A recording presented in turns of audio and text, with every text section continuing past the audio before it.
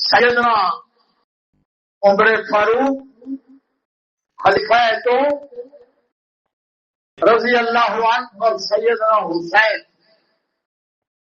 رضی اللہ تعالیٰ عنہ، یہ عشرہ جو محرم کا پہلا عشرہ ہے،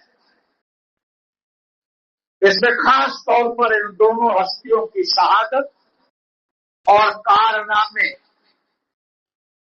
امت کے سامنے لانا اور ہمارا سمجھنا، یہ ہماری ایمانی، اخلاقی اور دینی ذمہ داری ہے، اور ان ہستیوں کی اتباع اور ان کی زندگیوں میں امت کے لیے سبق اور اپنے نیک اعمال کے ذریعے ان کو اشارے ثواب اور ان کے کردار کا پرچار اور لوگوں کے ذہنوں میں غلط فہمیاں جو social media, print media, electronic media اور ہر آزاد خیال کی گفتگو جو لوگ سن لیتے ہیں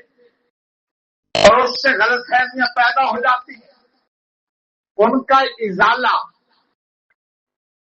یہ امت مسلمان کی بہتری، خصوصاً اہل علم کی، علماء کی ذمہ داری۔ نبی پاک صلی اللہ علیہ وسلم کے ارشاد گرامی اذا ظہر البدعۃ، جب بدعتیں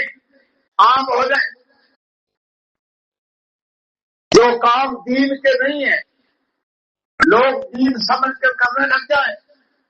جیسے تیجا، 10واں، 40واں، شادی کے موقع پر مہندی، مایوں، گیدرنگ، میوزک، مووی، یہ سب رسومات و بدعات ہیں۔ ایسے محرم الحرام میں گھوڑے کے نیچے سے گزرنا، گھوڑے کے مخصوص حیت میں گھمانا اور نہ جانے کیا کیا خرافات، روڈوں اور راستوں کی سبیلیں اور ایک دوسرے کے ہاں دعوت پارٹی اور لنگر خانے،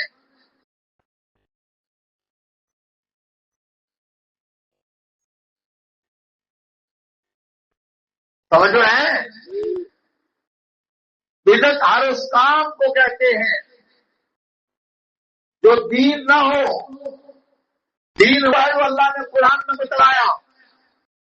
دین وہ ہے جو نبی پاک صلی اللہ علیہ وسلم کی سنت سے ثابت ہوا، دین وہ ہے جو صحابہ، اہل بیت، جو سب سے پہلی جماعت ہے، جیسے آپ میرے سامنے بیٹھے، جو اللہ کے نبی کے سامنے بیٹھتے تھے، ان ہستیوں کے ذریعے جو عمل ثابت نہ ہو، ملاتے بنانا،